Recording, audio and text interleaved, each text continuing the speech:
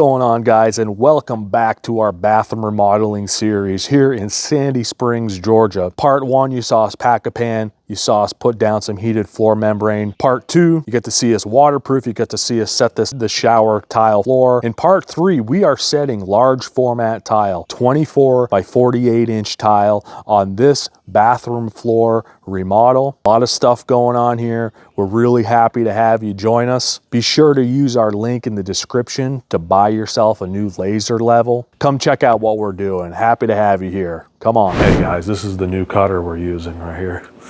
Not bad. TZ 1300. Finally bit the bullet on that.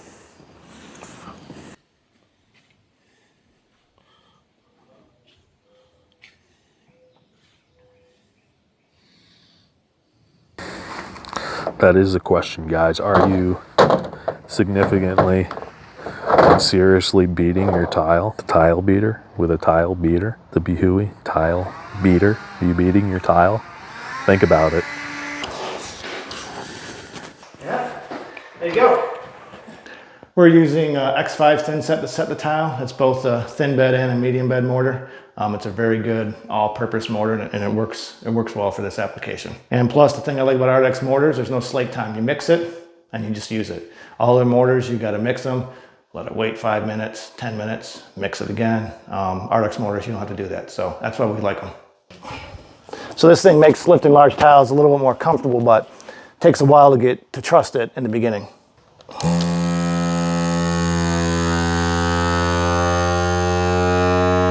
I'm just gonna let it be. I'm just gonna try that. Yeah, see, I mean, that makes it significantly easier. So this is something that I can help people with because I'm a big brute and I've been lifting stuff my entire career. That's probably what I'm best at. Hopefully I can pass that on to you guys, but when you're handling these, if you have long enough monkey arms, I like just to put it under my arm and carry it. I could probably do 2 like this. The Grabo, if you're smaller, is obviously helpful if you're, you know, a smaller person, but if you can, just under the arm like this, one person, you can probably do 2. So, and always when you're going through doors and stuff, careful of the back end that you're not banging on stuff. Careful not to hit something with the front end of it. Just being aware of where you are and keeping your feet under you, bending down. And then when I'm putting this thing down, I'm always gonna lay it on an edge like this very gently and kind of stand it up like that. You can do it like that. Or if you were just gonna put it on the ground, you can go ahead and, again, lay it down as gently as possible and then come and set it down like that. When we're picking it up, I'm gonna pick it up from the middle, maybe hold it like that, spin it around and carry it like a, I don't know, like a book bag or something, like you'd carry your books. So now we're carrying these great big tile up. Jason, what size spacer are we using? 1/8 inch is the minimal space you should use for rectified tile. Under this bed of leveler is the heated wire. So we have to always be conscious about not dropping anything and protecting our heated wire, because think about how screwed we are if one of these tile drops or something bad happens and it damages the wire underneath any of this self-leveler. So that's where the skill and the experience comes in, that we're going to be very careful and conscientious about what we're doing. That's why we call ourselves indoor cats, because we can be very careful on really expensive finishes like this. Cool, we have the drawings here that pretty much tell us exactly where everything's going. 41 and a heavy quarter, I believe. Yeah, it says to do a 16th grout joint with unsanded grout. So you're saying the boxes, the manufacturer guidelines say to do 16th with this tile? Yeah. And that's really determined by the quality of the tile, whether or not the sides are the same size. I'm not, as I know they're not. It's still, I mean, you have to be within, divided by 3, that's less than a 32nd of an inch. These things have to be cut very accurately. Less than a 32nd. Yeah. That's why the TCNA, the Tile Council of North America, has a different set of guidelines. That's a minimal. It doesn't mean you can't go more. Minimal. TCNA is 1/8 inch minimal. Do like I do and do the 16th and consider it a challenge. Oh yeah, 37 and 5/8 or 30. Yeah, I want my jerk spice to be like that guy from the trailer there that we went to at the Lowe's parking lot, I think. 35 and a quarter. What did he do? I feel like he put that chicken on some bread and sent you out the door with it like that, right? Something like that. He put that on some bread and sent you out the door. 35 and an eighth. Or maybe the bread was like a side, I think, actually, now that I think about it, and it was just nice chicken. Quarter. Yeah, we don't have too many extras. We have some. So we can't really. Okay, score good, make it count. Ah, okay. Nice light little score. Then we're gonna do the snap. You gotta come so far in, I remember. Yeah, it already snapped, I think. And then do the other side. Yeah, like I said, did you see how little pressure I put? That's nice. Did it work? Yeah. Nice clean break. Yeah, looks like it. Now we can kind of play around with that one, you know what I mean? Mm-hmm. Well, let's get a couple more cut, but yeah. There we go. Hey, that was nerve-wracking. There we go, guys. That's pretty awesome. Let's see if it fit. One of, I guess, the complaints, I guess that is a complaint every time I think about it, is that you can't really see your score line. Have one wheel. If that wheel don't work, remember at the CTI test? Yeah. At the CTI test, we had our rubies and everybody else had monoliths and other brands, and we were still able to use our score and snap.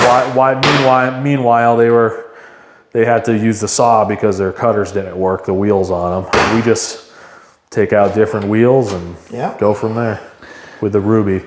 From all that crap. These spacers we're using are called tabby spacers. They're great for this kind of tile setting application. The tabby spacers are nice. Yeah, so even in this situation, we're just gonna put this foam up here because we just really like it as just a permanent kind of expansion area. You don't have to worry about the thin set coming out of it or anyway. It's always gonna have a little bit of space. So this is gonna take us an extra of 2 minutes to do, but That far out of whack.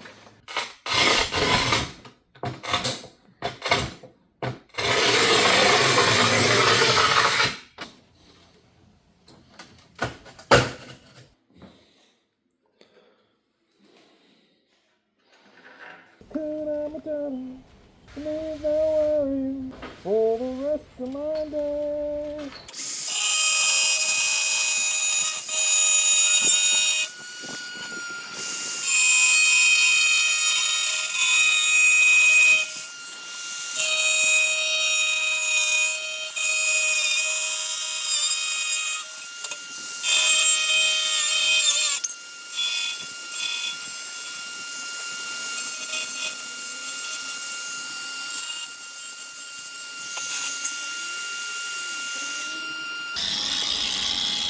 But it's not like that. What's that? It won't. I would need a piece this big to do that. Let's try it. We can do it. It's not, no, just do it with a grinder. No, let's try to put it on the thing. Then I will do it with a grinder because we can't afford to break any. You're not gonna break it. That's It what we won't have do that that. thing for. I'm telling you. If you can get one half of the thing on there, you can do it. What's the point of having it otherwise? Because you normally have to cut this. No, first. normally, dude, but that's not you. No, not normally. Put it on there.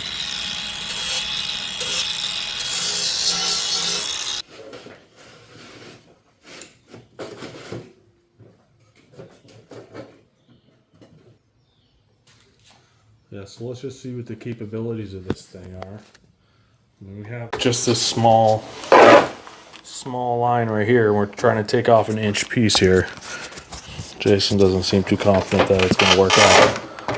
But I say if we have this thing, let's test the capabilities. No, normally you have to Because do the other option is doing it on the grinder. It takes forever and it's a bunch of dust.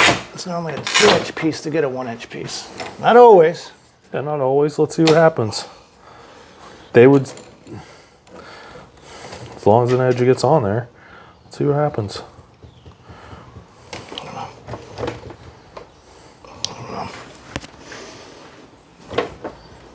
I don't think it's going to do it. That much. Ah, didn't do the whole thing, did it? There, it's not going to. We got half of it out of it, though. You have to normally do a 2-inch piece, so it puts equal pressure on both sides. That's why you have to do it like that. Worth a try. Like I said, I could probably do 2-inch piece, then get an inch piece.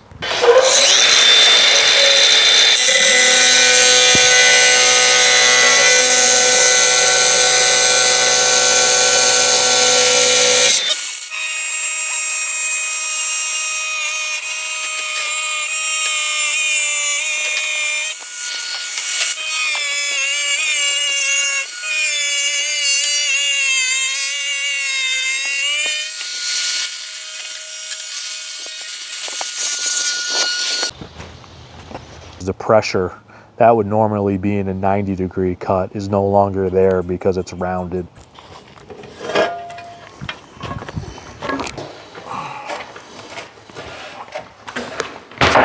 Here's like it fits. Cutting that, and we want this to be an L cut. Look at that. That's close enough.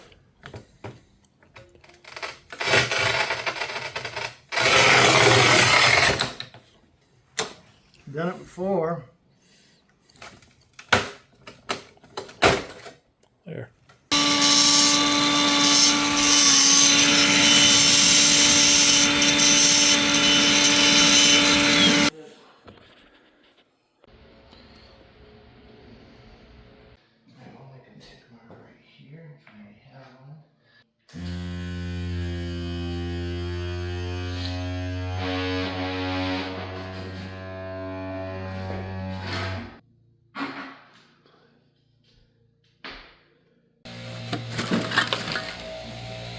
Did a bunch of layout yesterday.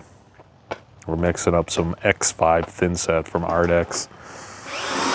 The excitement for today was I had my knife to cut open the thin set, and I took this blade out because it was dull, and I threw it in the dumpster without checking in the extras if I had any more blades, and I had no more blades to replace the one I threw in the dumpster. And Jason needed me to cut open the X5 bag, so I had to run upstairs and get more knife blades. Excitement. It's very exciting. But yeah, we're gonna go upstairs and set some tile.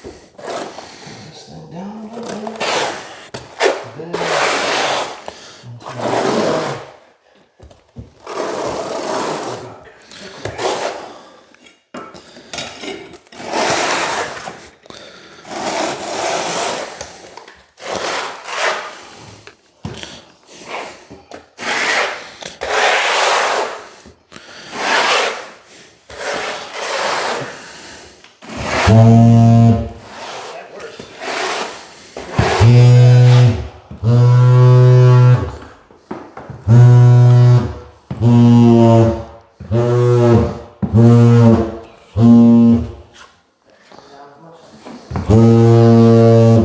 Is the scoop in the van?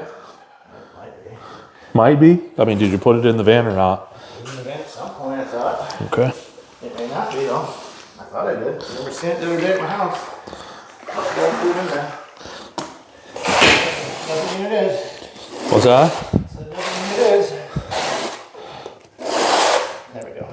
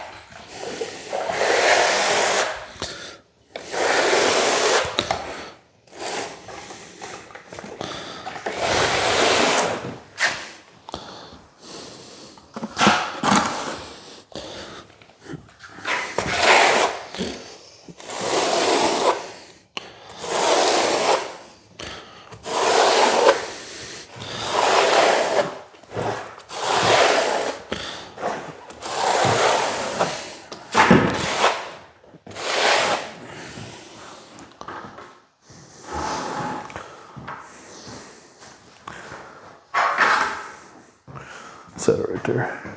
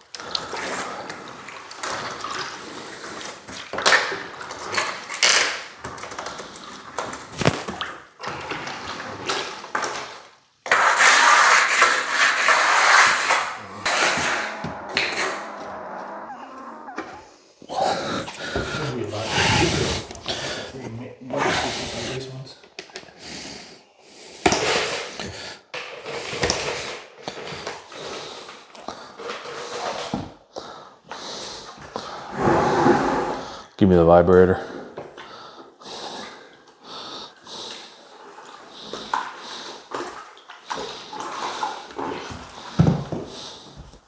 There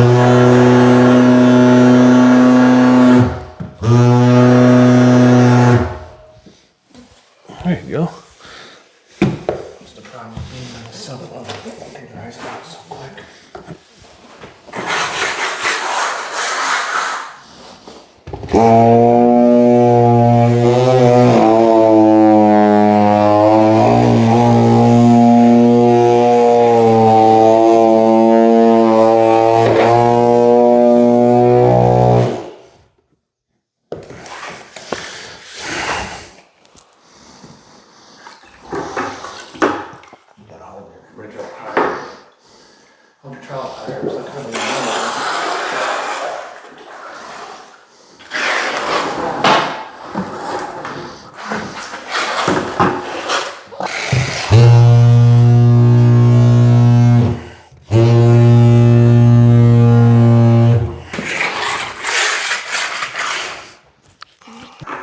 Using his fingers.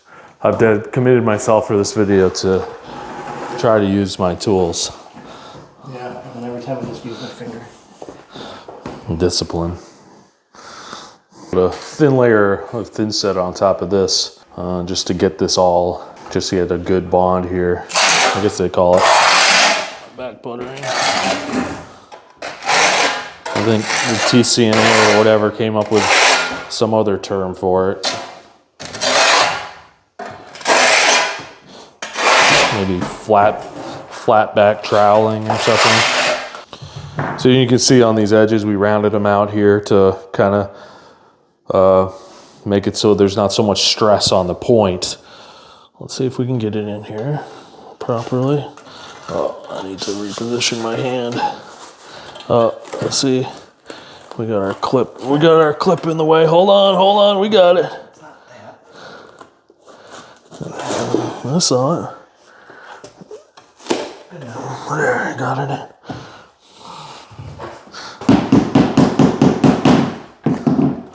Yeah, and this bucket was bought in 2022, so it's an old bucket, and one of the ways we do that is by cleaning out the bucket every batch.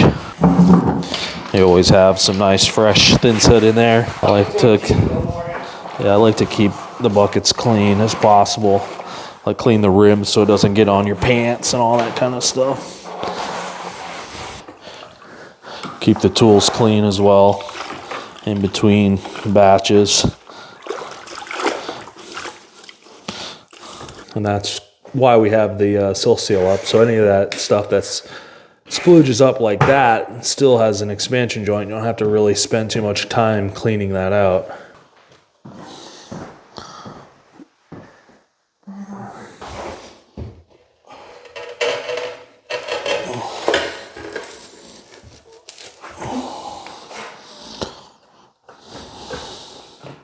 This is the mixing station vibe. Coming down to mix a bag of thin set.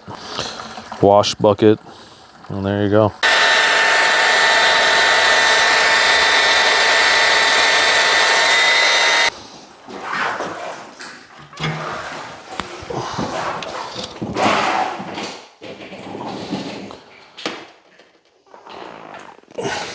Oh, dropped it too early.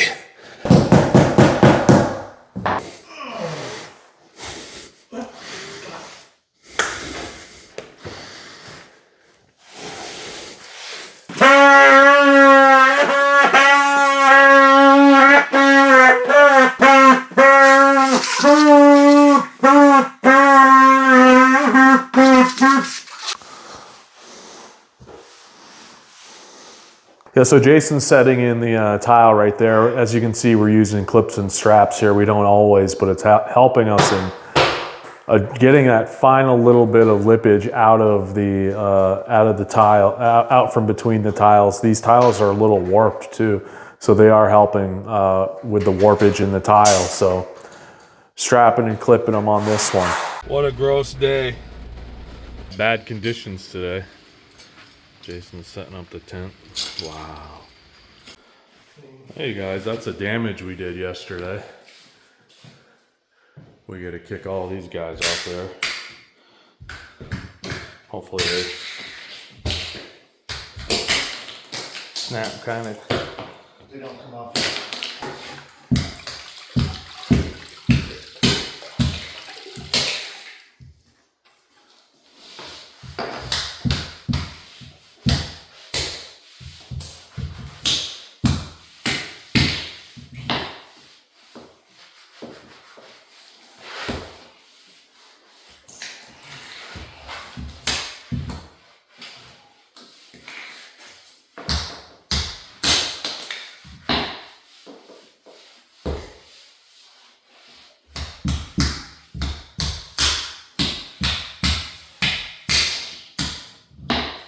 Oh, yeah. Well, whatever. All right, so we went to test out the hydro tail here. We've used it once before, but this was a complaint that I know that other people had, was this thing came off. We turned the water on, wham bam, thank you ma'am. So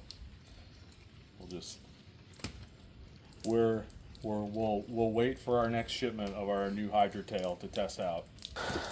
Yeah, so you get this big ass mess with this thing. He's soaking wet.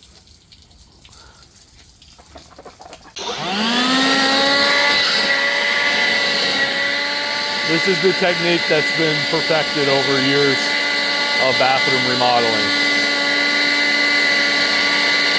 If you're really thinking, you put on a mask. But really, you just get the old two-man screw going and get the blower out. We got this thing flattened out to a life-changing level. And that's what we're doing here, is really significantly changing these spaces, making them foundationally sound, making it more comfortable for people to live in here, because this is such a flat, level floor. You're not going up hills and valleys in your own house. Rainy ass day.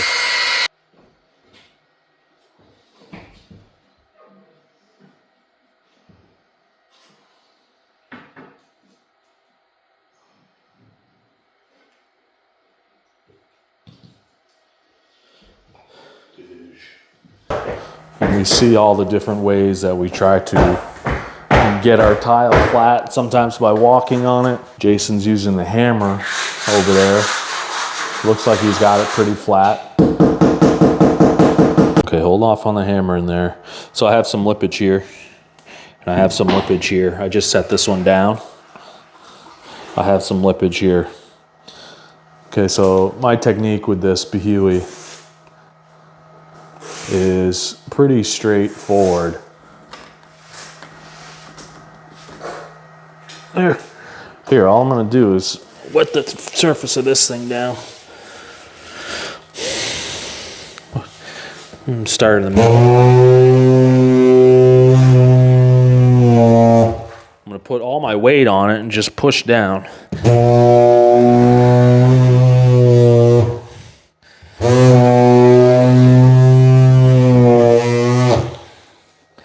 Let's see. We're good there. Slide this down just a little bit.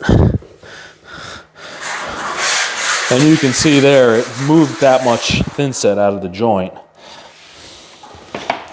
Then I'm going to go ahead and check for lippage here. Good over there, good over here. But we can see we got a little bit of a hump there. So I'm just going to hit this edge. I'm going to put all my weight on top of it too. Put all my weight on top of it and push down as well.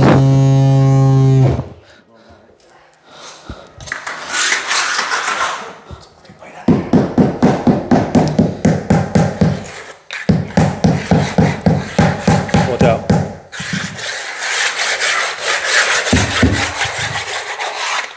There.